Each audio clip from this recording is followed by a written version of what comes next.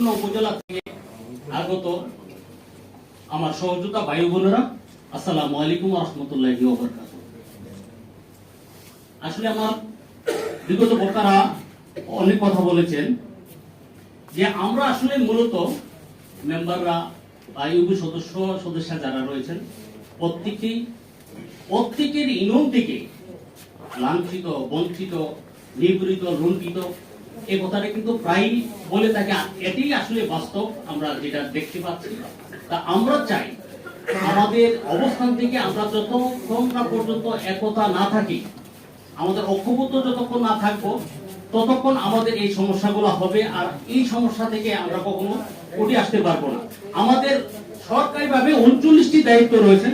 সেক্ষেত্রে অনেকেই জানে না যে আমাদের যে 39টি দায়িত্ব আছে তার মধ্যে অনেকে হয়তো জানে আমাদের জন্ম নিবন্ধন সিগনেচার করা বা ওয়ারিশ সনদ দেওয়া বা চারিত্রিক সনদ দেওয়া, এই কিছুর মধ্যে কিন্তু আছে। তার বাইরেও কিন্তু আমাদের 39টি দায়িত্ব যদি রয়েছে, আমরা যদি প্রত্যেকের অবস্থান থেকে আমাদের সেই দায়িত্বগুলো যদি আমরা নিতে পারি এবং বিভিন্ন সংস্থা থেকে যদি সেই কাজগুলো আমাদের প্রত্যেকের প্রান্তিক জনগোষ্ঠী, যারা প্রান্তিক জনসাধারণ রয়েছে, প্রত্যেকের ভোটারের কাছে যদি আমরা সেই আমাদের কাঙ্ক্ষিত কাজগুলো যদি তাদের কাছে পৌঁছে দিতে পারি, আমাদের সেবাগুলি পৌঁছে দিতে পারি। সারা বাংলাদেশে 80% লোক গ্রামে বাস করে, তার মধ্যে বাংলাদেশের সর্ববৃহৎ একটি সেবামূলক প্রতিষ্ঠান হচ্ছে সেটা ইউনিয়ন পরিষদ। এই ইউনিয়ন পরিষদ যদি না থাকতো তাহলে আজকে আমাদের অবস্থাটা, সাধারণ জনগণের অবস্থাটা কি হয়ে দাঁড়াতো। আমাদের যখন অন্তর্বর্তী সরকার আসলো তখন কিন্তু উপজেলা পরিষদ, জেলা পরিষদ, সিটি কর্পোরেশন, পৌরসভা সবগুলো ভেঙে দিচ্ছিল। ওই মুহূর্তে আমাদের মহাসচিব এম সাইফুল ইসলাম মহোদয় আমাদের প্রত্যেকের সাথে যোগাযোগ করে আমরা প্রত্যেক উপজেলায় এবং জেলা পর্যায়ে আমরা মানববন্ধনের সেবা চেষ্টা করেছি এবং সেই ক্ষেত্রে আমাদের আজকের এই ইউনিয়ন পরিষদের ফসল আজকে আমরা এখানে বসতে পেরেছি, এখন সকলে সমবেত হতে পেরেছি। আর কারণ হচ্ছে একমাত্র এই বাইসের জন্য। আজকের এই বাইসকে যদি আমরা লালন করি তাহলে ইনশাআল্লাহ আগামী ফিউচারে আমাদের প্রত্যেকের যেই অবস্থানটুকু থাকার কথা, যে অবস্থান দায়িত্ব থাকার কথা, সেই দায়িত্বগুলো আমরা গ্রহণ করতে পারবো এবং প্রত্যেককে আমরা প্রান্তিক সাধারণ জনগণের কাছে আমাদের সেই সেবাটুকু পৌঁছে দিতে পারবো, আমার আশা এবং বিশ্বাস। আমরা চাই আমাদের এখানে প্রত্যেকটি ইউপি সদস্য, প্রত্যেকটি ওয়ার্ডের ফার্স্ট ক্লাস নাগরিক। আমরা যদি ওই নাগরিকের অবস্থান থেকে আমাদের সেই অবস্থান থেকে যদি আমাদের অবস্থানে কাজ করি, তাহলে আমার মনে হয় না যে আমাদের প্রত্যেকটি জনগণ আমাদের সেবার বাইরে থাকবে। আমরা চাই ওইভাবে আমাদের সেবা দেওয়ার জন্য। আর বর্তমানে যে অবস্থা, আমরা যে ইউপি সদস্যরা রয়েছি, আমাদের কোনো দলীয় প্রতীক নেই, আমরা নির্দলীয় ভাবে এবং প্রতীকবিহীন আমরা নির্বাচন করেছি। প্রত্যেকটা ওয়ার্ডে কমসে কম 2 থেকে 2,500, 3,000, 5,000 ভোটার রয়েছেন। সেই ক্ষেত্রে ওই জায়গাতে জামাত, বিএনপি, শিবির, মানে বিভিন্ন দলের সংগঠনের লোকজনের ভোটের মাধ্যমে আমরা আজকে এই জায়গাতে পৌঁছতে পেরেছি। কিন্তু বর্তমান অন্তর্বর্তী সরকারের সময় দেখা যাচ্ছে আমাদের মেম্বারদেরকে হয়রানি করা হচ্ছে। বিভিন্ন জায়গাতে দেখা যায় তারা পরিষদে উঠতে পারে না, পরিষদে তারা যাইতে পারে না। বিগত 17 বছর যখন এককালীন সরকার ছিল তখন প্রত্যেকে ওই দলের অনুসারী ছিল, ওই দলের সাথে থেকে কাজ করতে হচ্ছে। যেহেতু আমরা ইউনিয়ন পরিষদের মেম্বার, আমরা যদি তাদের সাথে যদি সম্পৃক্ত না থাকি তাহলে আমাদের বরাদ্দ আসবে না, আমাদের ওয়ার্ডের কাঙ্ক্ষিত যে সেবা দেওয়ার কথা সেই সেবা আমরা দিতে পারবো না। যার জন্য আমরা তাদের ছায়া তলে আমাদের থাকতে হচ্ছে। ছায়া তলে থাকা মানে এই নয় আমরা লুণ্ঠন করে নিয়েছি বা দেশকে আমরা অচল করে দিয়েছি, আমরা লুণ্ঠিত করেছি, তা নয়। আজকে যদি তা না হয়ে থাকে তাহলে আমাদেরকে কেন আজকে এই হয়রানি শিকার হতে হচ্ছে, আমাদেরকে কেন মামলা হামলা দিয়ে আমাদেরকে এইভাবে হয়রানি করা হচ্ছে। তো আমি আর বেশি কিছু বলতে চাই না। আমরা চাই একতা, ঐক্য।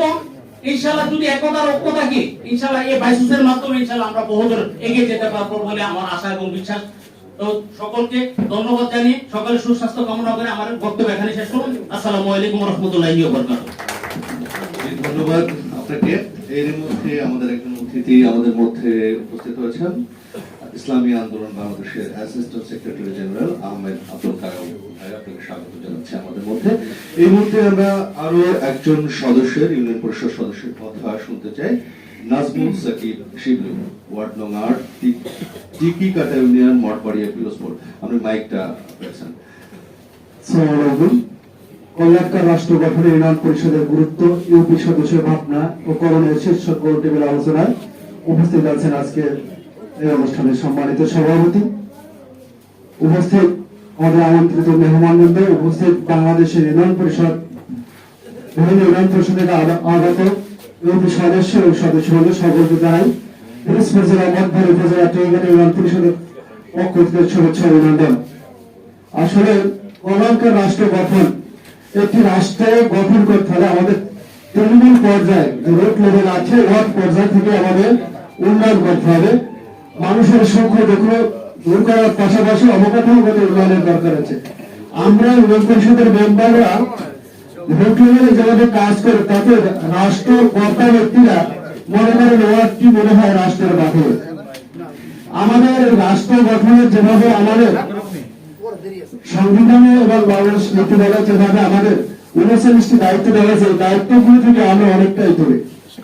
আমাদের কি কখনোই জানানো হয় না ইউনিয়ন পরিষদ একমাত্র কর্তৃত্ব চেয়ারম্যানের হাতে সর্বময় ক্ষমতা। আমরা উপজেলা পরিষদ থেকে যে কোনো বরাদ্দ যেটা হয় ওইটা বরাদ্দ হয় রেশিও অনুসারে ইউনিয়ন ভিত্তিক। ইউনিয়ন পরিষদের চেয়ারম্যান সাহেব ইউনিয়ন ভিত্তিক যে বরাদ্দটা আছে ওটা মেম্বারদের সাথে অনেক সময় আলোচনা করলে একটি আমাদেরকে ব্যাংক রেজুলেশনে স্বাক্ষর দিয়ে আসতে হয়।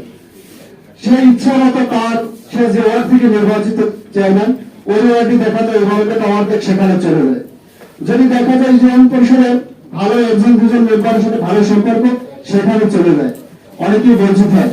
আমাদের দাবি ইউনিয়ন পরিষদের যে বরাদ্দটুকু আছে উপজেলা পরিষদের যেভাবে রেশিও অনুসারে ভাগ হয় বিভিন্ন ইউনিয়নে, ওই রেশিও ইউনিয়ন পরিষদের বরাদ্দটাও রেশিও অনুসারে সকল ওয়ার্ডে বরাদ্দ দেওয়া হোক এবং মেম্বারদেরকে ওই প্রকল্প গ্রহণ এবং প্রকল্প বাস্তবায়নের ক্ষমতা মেম্বারদের হাতে ন্যস্ত করা উচিত বলে আমি মনে করি। তাহলে একজন মেম্বার ওই ওয়ার্ডের যে ছোট ছোট সাহায্য যে সমস্যাগুলো আছে সেই সমস্যাগুলো সে ইচ্ছা মতো প্রকল্প দিয়ে বাস্তবায়ন করতে পারবে। বাস্তবায়ন করতে হলে বাস্তবায়ন করে ওই এলাকায় কাজ হবে। এখানে একটি কথা, অনেকেই মনে করে ইউনিয়ন পরিষদের মেম্বাররা চোর, এদের দ্বারা কাজ হয় না। আপনারা বিভিন্ন খেয়াল করে দেখুন, মিডিয়া ভাইরাল আছেন, যেসব উপজেলা পরিষদের যেগুলো টেন্ডারে যায়, এডিবি থেকে যেগুলো টেন্ডারে যায় বিভিন্ন ছোট করে, সেইখানে কাজের মান এবং ইউনিয়ন পরিষদের মেম্বাররা যে কাজটা করে সেই মানটা আপনারা একটু দেখবেন। ইউনিয়ন পরিষদের মেম্বারদেরকে কাজ করতে হয়, কারণ ওই এলাকায় ভোটের দরকার হয়। আজকে কাজ করতে গেলে কালকে ওই এলাকায় যে কোনো সমস্যা জনগণের কাছে সরাসরি জবাব দিতে পারে ইউনিয়ন পরিষদের মেম্বার। তারই আলোকে ওই এলাকার ইউনিয়ন পরিষদের পক্ষ থেকে যে কাজটুকু হয়, আমি মনে করি সেই কাজটি যে মানের হয় অন্যান্য কোন ডিপার্টমেন্টের কাজ সেই একই মানের হয় না। তাই আপনি আপনাদের মাধ্যমে আমাদের অনুরোধ, ইউনিয়ন পরিষদের মেম্বারকে প্রকল্প গ্রহণ এবং বাস্তবায়নের ক্ষমতা অর্পণ করবে, আমাদের এই এলাকায় উন্নয়ন হবে।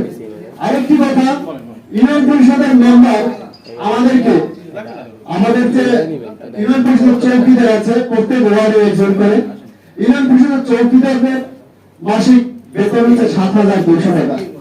আর আমাদের ইউনিয়ন পরিষদের মেম্বারদেরকে এমন একটি সম্মান দেওয়া হয়, এই সম্মানে দিয়ে আমাদেরকে অসম্মান করা হয়। আমাদের ইউনিয়ন পরিষদের মেম্বারদেরকে সরকার কর্তৃক রাজস্ব থেকে ৩৭০০ টাকা আমাদের সম্মানী দেওয়া হয় এবং ৪৪০০ টাকা আমাদের ইউনিয়ন পরিষদ থেকে দেওয়ার কথা।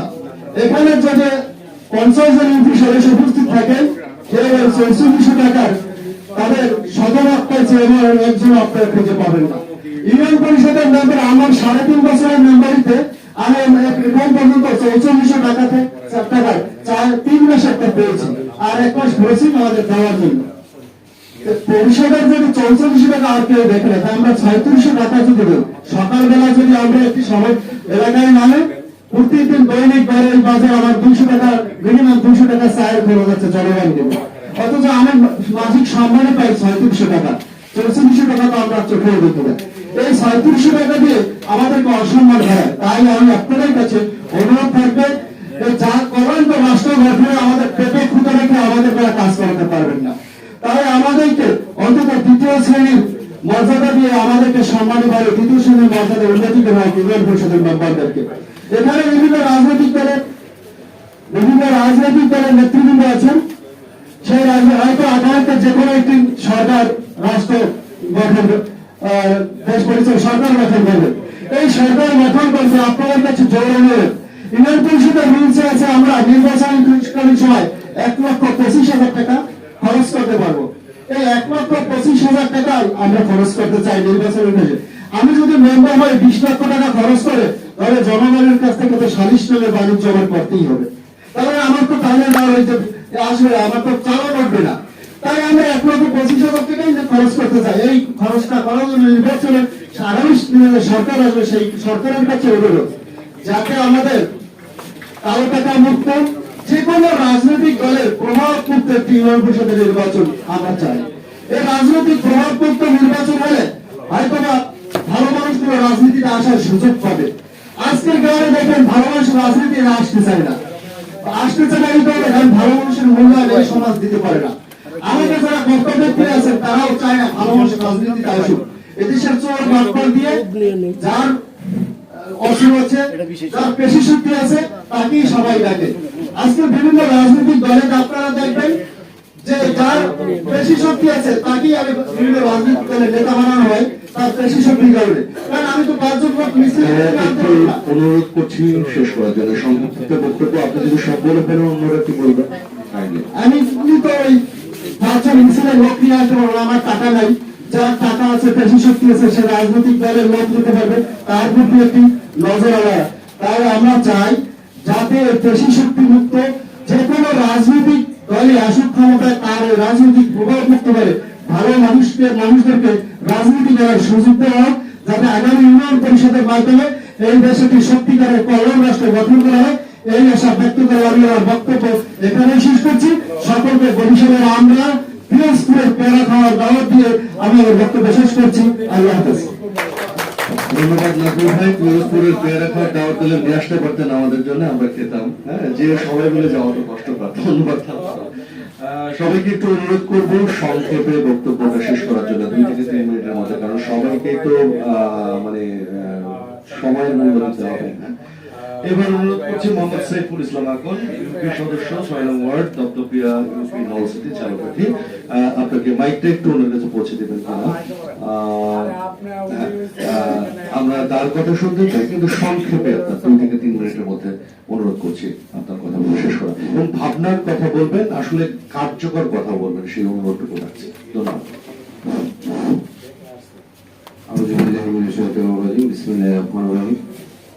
কল্যাণকর রাষ্ট্র গঠনে ইউনিয়ন পরিষদের গুরুত্ব, ইউপি সদস্যদের ভাবনা ও করণীয় শীর্ষক গোল টেবিল আলোচনায় অনুষ্ঠান।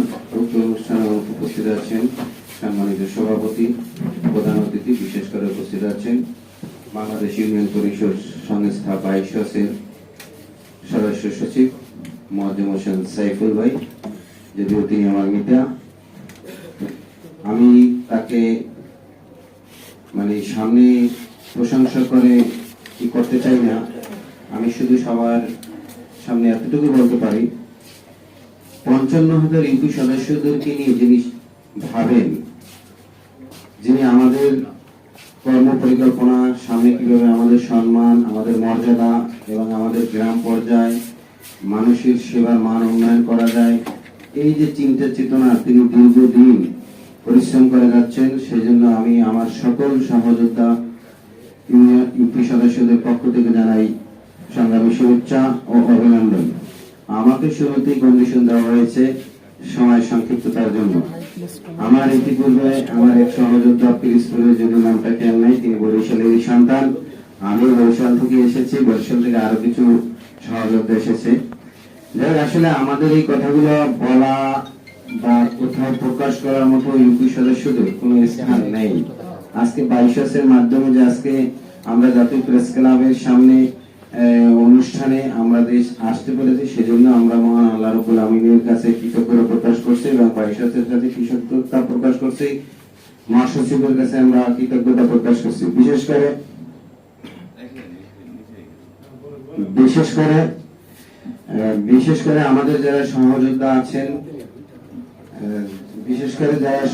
আছেন, আমি তাদেরকেও, যারা আসছেন তাদেরকেও ধন্যবাদ জানাচ্ছি। আমাদের অনেক কথা মনে আছে, কষ্ট বেদনা, কিন্তু সে বলার মতো সুযোগ আমাদের নাই, তারপর আমাদের সংক্ষেপে বলতে হয়।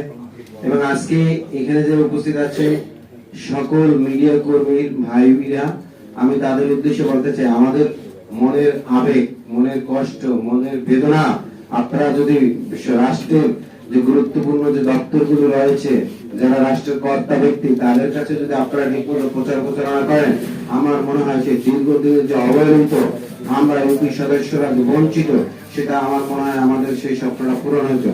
আমরা হচ্ছি বাংলাদেশের সবচেয়ে প্রত্যন্ত অঞ্চল, যেখানে গরিব দুঃখী, ভালো ভালো মন্দ সকল শ্রেণী মানুষের সাথে আমাদের কাজ করতে হয়। একজন ইউপি সদস্য সারা দিন রাত পর্যন্ত কাজ করতে হয়।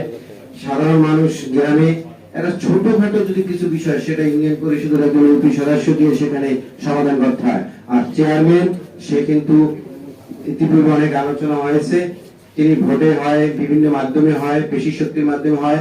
একজন ইউপি সদস্য সঠিকভাবে প্রত্যেক জনগণের ডোর টু ডোর, ঘরে ঘরে গিয়ে তাকে ভোট ক্যারি করতে হয় এবং তার যোগ্যতা, মেধা, দক্ষতা ক্রাইটেরিয়া দিয়েই তাকে কিন্তু সেই অর্জন করতে হয়। কিন্তু সেই যোগ্যতা অনুযায়ী তাকে কিন্তু সেই মূল্যায়ন পায় না। ইতিপূর্বে অনেকে বলেছেন আমাদের মর্যাদা, আমাদের অনানিয়মটা পর্যন্ত দেয় না ঠিকমতো। আমাদের যাদের ঠিকমতো যে পাবলিকের সাথে আমরা বসি কথা বলি, সেই খরচটুকু হয় না। অনেক সময় কিন্তু তারা, অনেক মেম্বারদের বিরুদ্ধে কিছু অভিযোগও আছে, অনেক চেয়ারম্যানদের বিরুদ্ধে অভিযোগ আছে, কিন্তু বাধ্য হয়। আমার সংসারে আয় খরচ হচ্ছে 10 টাকা, আমি যদি ইনকাম হয় আমার 2 টাকা, তাহলে আমি 8 টাকা কোথায় পাবো? বিস্তারিত আমি আর বলতে চাই না। এই জন্য আমি মিডিয়া কর্মীর মাধ্যমে বলতে চাই, আপনারা এই স্থানীয় ইউপি সদস্যদের বিষয়ে, তাদের বিষয়ে আপনারা যদি একটু প্রকাশ করেন, যে বিশেষ করে আমাদের যে সমস্যাগুলো নিয়ে মাঠ পর্যায়ে এবং মেম্বার চেয়ারম্যানদের সাথে এবং মেম্বারদের একটা বিশেষ একটা বৈষম্যতা তৈরি হয়। কোন উপজেলা পরিষদ থেকে হোক, জেলা পরিষদ থেকে, সকল পর্যায় থেকে যে বরাদ্দগুলো আছে স্থানীয় সরকার মন্ত্রণালয়ের মাধ্যমে, এক কথায় তারা আমাদের সাথে কোনো সমন্বয় করে না বললেই চলে।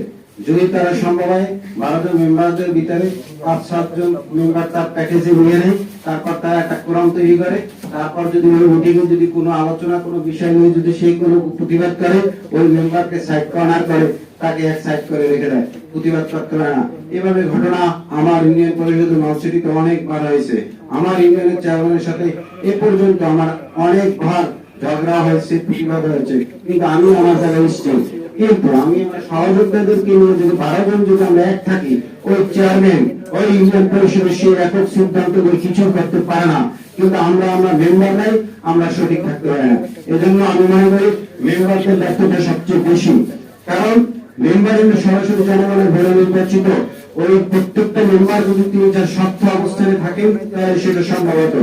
আমি মিডিয়া কর্মীর মাধ্যমে বলতে চাই, বাংলাদেশে যত সেক্টরে যত উন্নয়নমূলক স্থানীয় সরকার মন্ত্রণালয়ের মাধ্যমে থেকে শুরু করে সবকিছু যদি আমাদের সুষম বন্টন নিশ্চিত করা হয়, উন্নয়নের সঠিকভাবে সেটা যদি ধারাবাহিকতা ঠিক রাখতে হয়, তাহলে আমাদের মেম্বারদেরকে মূল্যায়ন করতে হবে, মেম্বারদের মাধ্যমে সকল কাজ বাস্তবায়ন করতে হবে। তাহলে আমি মনে করি আজকে সে আমাদের কল্যাণকার রাষ্ট্র, বিশেষ করে যে সরকারে আসুক, যাই আসুক, আমাদের একটাই উদ্দেশ্য জনগণের সেবা করা, জনগণের আত্মমর্যাদা উন্নয়ন করা এবং জনগণের পাশে থেকে একটি উন্নতশীল রাষ্ট্র পরিচালনা করা।